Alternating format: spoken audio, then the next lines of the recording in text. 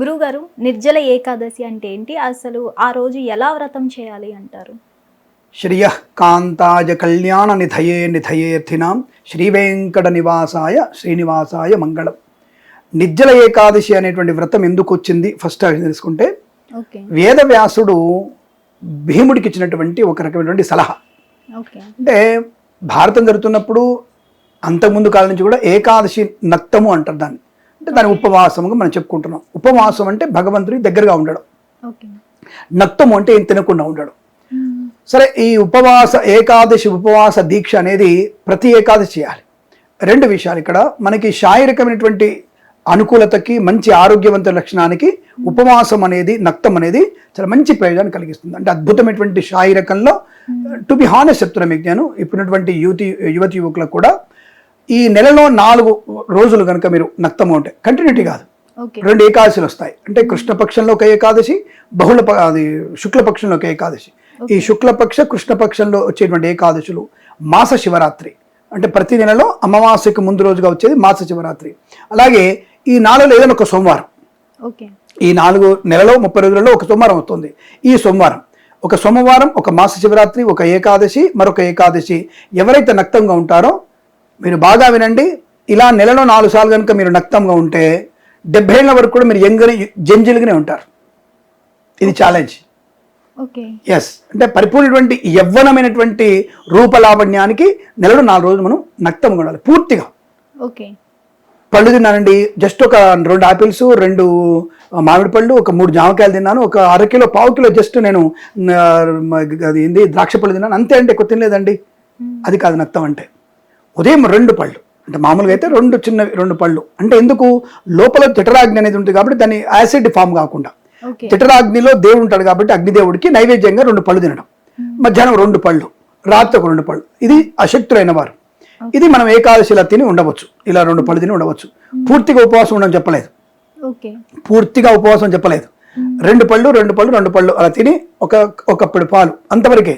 అది లోటెడ్ కాదు, జస్ట్ ఒక చిన్న గ్లాసు అర గ్లాసు పాలు తాగి భగవన్ నామస్మరణ చేసుకుంటున్న వాళ్ళకి you looking very young, at the same time very beautiful face. మగవాళ్ళు కానీ ఆడవాళ్ళు కానీ అద్భుతమైనటువంటి రూపలావణ్యంతో 70 ఏళ్ల వరకు యంగ్గా ఉండగలిగే అవకాశం ఉంటుంది. Simple logic. ప్లస్ దీంతో పాటుగా ప్రతినిత్యము సూర్యోదయ సమయంలో లేచి స్నానం చేసి సూర్యునికి అర్ఘ్యం ఇచ్చిన వాళ్ళు ఏ రోగం లేకుండా ఉంటారు. పరిగడుపున కాసన్ని మంచినీళ్లు, రాగి మీద నీళ్ళు తాగిన వాళ్ళకి మంచి ఆరోగ్యవంత లక్షణం ఉంటుంది. సో ఇలాంటివి పాటిస్తే you will be young up to 70 years. కింద మనం కూర్చొని పైకి ఎక్సర్సైజ్ చేయొచ్చు, వుడ్ బైట్ అంటారు కదా, అవి చేయొచ్చు. అంటే గుంజులు తీయమంటారు, బింగిళ్ళు అంటారు. అవి చేయడం కూడా మనకి 70 ఏళ్ళకు కూడా మనం చేయగలుగుతాం. అర్థరైటిస్ కానీ, రొమాటైడ్ పెయిన్స్ కానీ ఏ ఉండకుంటాయి, నేత్ర ప్రాబ్లమ్స్ ఉండకుండా ఉంటాయి. అందుకే మన వాళ్ళు ఈ ఉపవాసం అనే పేరు పెట్టారు. సైంటిఫిక్గా ఇది ప్రూఫ్ అయింది. ఎస్, ఎవరైనా ఎందుకు అవుతుందంటే, అనేక మాలిన్యాలతో కూడినటువంటి ఒక లోపల ఉండేటువంటి ఒక గుహ మనది. ఈ గుహలో అనేక మాలిన్యాలు ఉన్నాయి, కొవ్వు పదార్థాలు, పనికిరాని పదార్థాలు. అంటే మన కాలేయానికి రెస్ట్ ఇస్తున్నాం, మనం రెస్ట్ ఇవ్వట్లా. పొద్దున టిఫిన్, మధ్యాహ్నం భోజనం, రాత్రి భోజనం, మధ్యలో స్నాక్స్, అక్కడ టీ, ఇక్కడ కాఫీ, ఇక్కడ పండు, అక్కడ అది, ఇక్కడ ఇది, బర్గరు, అర్ధరాత్రి 2 పెగ్గులు, తెల్లవారుజామున 2 ముక్కలు. దానికి అరగడానికి టైం అవుతున్నాం. అలా మన కాలేయాన్ని పూర్తిగా ఖాళీ పెడితే రిబూట్ అవుతుంది. అది ఆ రిబూట్ అవడం వల్ల చర్మంలో ఉన్నటువంటి అనేకమైనటువంటి మృత కణాలన్నీ కూడా పక్కకి వెళ్ళిపోయి సజీవమైన కణాల ఉత్పత్తి బాగా పెరిగి నీ చర్మ సౌందర్యం పెరుగుతుంది. ఇది సైంటిఫిక్ గా ప్రూవ్ అయింది. ఈ సైన్స్ కూడా బోడిగాడు చెప్పక ముందే, లక్షల సంవత్సరాలకు ముందే ఈ యొక్క నక్తం అనేటువంటి ఒక క్రమశిక్షణ, ఆరోగ్యమైనటువంటి క్రమశిక్షణ ఏర్పడింది. ఇందుకే ప్రతి మాసంలో వచ్చినటువంటి ఏకాదశుల్ని, సోమవారము, మహాశివరాత్రి అయితే నక్తం ఉంటే మంచి ఆరోగ్యము, భగవన్నామస్మరణ చేయడం వల్ల ప్రయోజనము, బుద్ధి చాంచల్యం నుంచి బయటపడి సద్బుద్ధి ప్రాప్తి కలిగి ఇతరులకి తప్పు చేయకుండా, అన్యాయం చేయకుండా మనల్ని మనమే ఉత్తమమైనటువంటి వ్యక్తి రూపాన్ని పొందుకొని ధనాన్ని, ఐశ్వర్యాన్ని పొందుకోగలిగే శక్తిని, చైతన్య బుద్ధిని కలిగించేదే నక్తం. ఇది తప్పకుండా చేయాల్సినవి. అలా మనకి ఇప్పుడు మీరు అడిగే ప్రశ్నకి సమాధానం నిర్జల ఏకాదశి. వ్యాస మహర్షి ఇచ్చినటువంటి ఈ యొక్క వరం వల్ల భీముడికి ఏకాదశి వ్రతం అనగానే భయం. ఆయనకి, అమ్మా ఈరోజు భోజనం చేయకుండా మన వల్ల కాదే. ఆయన శుభ్రంగా భోజనం చేస్తాడు, రాళ్ళని కూడా తిరిగి కరిగించుకుంటాడు. అటు నిద్ర ఇటు రెండు ఆయన సూపర్ ఆయన భీమసేనుడికి. ఆయన వచ్చి చెబుతాడు, నా వల్ల కావట్లేదు ఏకాదశి. మధ్యాహ్నం నాకు ఉంటాడు, మధ్యాహ్నం అది కూడా 10 వరకు ఉంటాడు.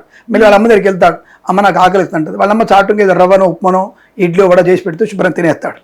మళ్ళీ మధ్యాహ్నం కానీ మరిగిపోతుంది, అమ్మ ఆకలి ఉంటే ఏకాదశి అన్నం ఉండొద్దురా అని చెప్పేసి మళ్ళీ రవ్వ తయారు చేసి రవ్వ పెడుతుంది ఆవిడకి. ఇలా ప్రతిసారి ఏకాదశి రక్తం ఆయనకి వేస్ట్ అయిపోతుంది, పాపం బాధపడుతుంటాడు. అన్నదమ్ములు 4 అన్నలు, అన్నలు ఇద్దరు శుభ్రంగా వాళ్ళు నక్తంగా ఉంటుంటారు, ఈయన ఒక్కడే ఉంటాడు, బాధపడుతుంటాడు. ఇలా బాధపడుతున్న ఒకసారి వేదవ్యాసుడు వచ్చినప్పుడు, ఆ వ్యాసం వచ్చినప్పుడు అడుగుతాడు, స్వామి నా వల్ల కావట్లేదు, నా పరిస్థితి ఉపాయం చెప్పు కొద్దిగా. జైన సింపుల్ లాజిక్ చెప్పారుగానే, జ్యేష్ఠమాసం కదా, జ్యేష్ఠమాసం అంటే గ్రీష్మ ఋతువు ఉంటుంది, అంటే వేసవి కాలం, మండు వేసవి. అది వేసవి కాలంలో నిర్జల ఏకాదశి పాటించు. అది కూడా ఎప్పుడు? జ్యేష్ఠ శుద్ధ ఏకాదశి, అంటే మనకి ఈ నెలలో వచ్చేది అంటే రేపు 25వ తారీఖు గురువారం వచ్చే ఏకాదశినే నిర్జల ఏకాదశి అంటారు. దాని పేరే భీమ ఏకాదశి అంటారు, దాన్ని భీమ ఏకాదశి అంటారు. ఈరోజు మనము కనీసం మంచినీళ్ళు కూడా తాగకుండా, అంటే పూర్తి నిట్టుపవాసం ఇక్కడ చెప్పబడింది. ఇది ఒక్క దగ్గరే నిర్జల ఏకాదశి నిట్టుపవాసం. ఆ జలం అంటే కూడా సంధ్య మార్చుకోవడానికి, మాధ్యానిక సంధ్య, సాయంత్ర సంధ్య ఎప్పుడు మాత్రమే 3 సార్లు ఆచమన నీళ్ళు తాగడానికి మాత్రమే. అంటే ఒక మినప గింజ మునిగేటువంటి దాంట్లో నీళ్ళు వేసుకొని నీళ్ళు తాగాలి. అంటే మినప గింజ ఎంత మునుగుతుంది? ఆ నీళ్ళే ఉండాలి చేతిలో.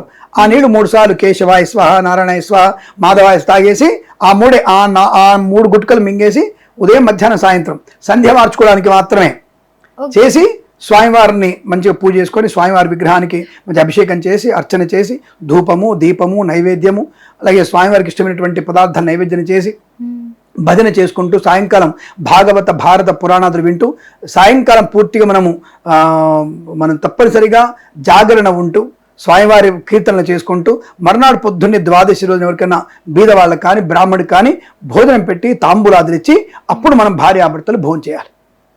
అది సంపూర్ణ ఏకాదశి పర్వ పుణ్య బలాన్ని కలిగిస్తుంది. ఇప్పుడు మనం నిర్జల ఏకాదశిలో నీళ్లు తాగుని చేయడం వల్ల ఏమవుతుందంటే, ఇలా ఎవరైతే జలం పుచ్చుకోకుండా, ఏది తినకుండా కాదు, ఏది జలం పుచ్చుకోకుండా ఉండేటువంటి వ్రతం కనుక గ్రీష్మ ఋతువులో ఈ వేసవి కాలంలో నీళ్లు తాగకుండా ఉంటే ఎంత ఆలోచించండి. అంత కఠినమైనటువంటి నక్తము ఉపవాసం కనుక చేస్తే మిగిలిన 23 వారాల యొక్క ఏకాదశి వ్రత పుణ్య ఫలితము ఈ యొక్క ఏకాదశితో వచ్చేస్తుంది. కాబట్టి ఈ యొక్క ఏకాదశి నువ్వు చేస్తే 23 ప్లస్ ఇది యాడ్ అవుతుంది, నీకు తప్పకుండా సక్సెస్ అవుతావు. అన్ని ఏకాదశి ఉపవాసం చేసినట్టు ఫలితం దక్కుతుందని చెప్పేసి ఈ రోజు నిర్జల ఏకాదశి అంటారు దాన్ని. అంటే ఏం తిరుగుండానికి, అంటే దీన్ని చాలా మంది మూఢనమ్మకం కింద భావిస్తారు. ఈ రోజు ఒక్కరోజు ఉపవాసం ఉండడం వల్ల 23 ఏకాదశిల ప్రయోగం కలుగుతుంది. ఇది మూఢనమ్మకం కాదు. ఒకటి శాస్త్రీయంగా నిరూపితమైందిగా. శాస్త్రీయంగా నిరూపితమైనటువంటిది ఏదైనా సరే మనకి మూఢనమ్మకం ఎందుకు అవుతుంది అంటే ఏం చెప్తున్నారు ఇక్కడ? అలా ఈ నిర్జల ఏకాదశిలో ఉండగలిగితే ఏంటంటే ఈ వేసవి కాలం ఉన్నటువంటి కొవ్వు పదార్థాలు పూర్తిగా తొలగిపోయి, అంటే మాలిన్యాలు తొందరగా, అంటే నీళ్ళు తాగిపోయేసరికి ఇంకా పూర్తిగా ప్రతి ఏకాదశికి తినడం కన్నా 24 గంటలు 28 గంటలు మనం నక్తముగా ఉండగలిగితే అనేక మాలిన్యాలు బయటికి వెళ్ళిపోయి ఒక 1 year వరకు చైతన్యవంతమైనటువంటి తత్వాన్ని పొందుకునేటువంటి స్థాయి ఉంది. కాబట్టి సైంటిఫిక్గా ప్రూఫ్ అయింది. కాబట్టి ఇది మూఢనమ్మకం ఎందుకు అవుతుంది? దీని మూఢనమ్మకం ఏముంది? మనసుని, శరీరాన్ని భగవంతునితో అనుసంధానం చేస్తున్నటువంటి దాంట్లో నీకు దీని మూఢనమ్మకం ఏముంది? పూజ చేసుకోవడం వల్ల బుద్ధి చాంచల్యం బయటపడతాం, బుద్ధి వికాసం ఏర్పడుతుంది, మంచితనం ఏర్పడుతుంది. అరే మనం స్వామివారిని పూజ చేస్తున్నాము, స్వామివారి అనుగ్రహంతో మనకి ధనం ఉంటుంది, విద్య ఉంటుంది, ఉద్యోగం ఉంటున్నటువంటి భావనతో సత్కార్య స్థితి పొందుకుంటాడు, చెడ్డ పని చేయకుంటాడు. దానివల్ల మూఢనమ్మకం ఎందుకు అవుతుంది? మంచి పని చేస్తున్నాడుగా. పూజ చేయగానే ఎవరికంత కనబడితే దానం చేయడానికి ఆలోచన వస్తుంది, దానం చేద్దాం అనుకుంటాడు, సహాయం చేద్దాం అనుకుంటాడు, మంచి పనేగా. ఈ మంచి పని మూఢనమ్మకం ఎందుకు అవుతుంది? ఇప్పుడు ఆరోగ్యవంతమైందేగా, సైంటిఫిక్గా ప్రూఫ్ అయిందిగా.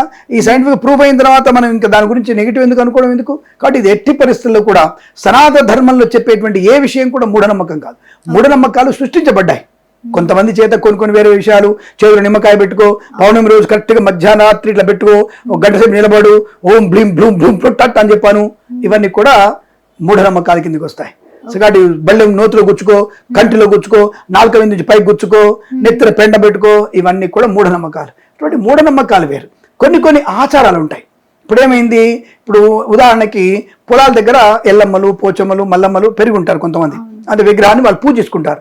వాళ్ళు ఏంటంటే వాడు అమ్మవారికి ఏదన్నా ఎండిపోయింది అనుకో, అరే అమ్మవారి బలి కోరుతుందని చెప్పేసి వాడు కోడినో మేకనో బలిచ్చేసి అమ్మవారికి నైవేద్యం పెట్టిన చూపించి అందరు కలిసి భోజనం చేస్తారు. నేనంటే అది కూడా మంచిది అంట. నేను బలివ్వడం మంచిదా? బలివ్వడం మంచిది కాదు. 10 మంది సామూహికంగా కలిసి భోజనం చేయడం మంచిది. వాళ్ళ యొక్క సాధక బాధకాలు తెలుసుకుంటారు. నెక్స్ట్ పంట ఏం తెద్దాం, ఈ పంట పోయింది ఏం చేద్దాం, రేపు ఎవరిని కలుద్దాం, ఏ పని చేద్దాం అని సామూహిక అందరూ సాధక బాధకాలని చర్చించుకునే విధానం మంచిదిగా. ఓకే. అయితే వీళ్ళే ఇస్తారు, దేవుడికి ఇచ్చాం, అమ్మవారికి కోడిని కోసాం, అమ్మవారికి మేకను కోసాం అని చెప్పేసి దాన్ని వండుకొని తింటున్నారు. కనీసం వీళ్ళు తినగలిగేటువంటి వ్యక్తులు తినగలిగే అవకాశం ఉన్నప్పుడు అది చేస్తున్నారు. దాన్ని కూడా ఆ యొక్క బలి ఇవ్వడం అనేది ఆచారంగా పెట్టుకున్నారు. ఓకే. దాన్ని ఇప్పుడు మనకి పెద్దమ్మ గుడి అనో లేకపోతే ఎల్లమ్మ గుడి అనో అక్కడెక్కడైనా గుడిలో ఉంటారు కొంతమంది. ఇప్పుడు కామాఖ్య గుడి ఉంది, అక్కడ కూడా పాపం మేకల్ని బలిస్తారు.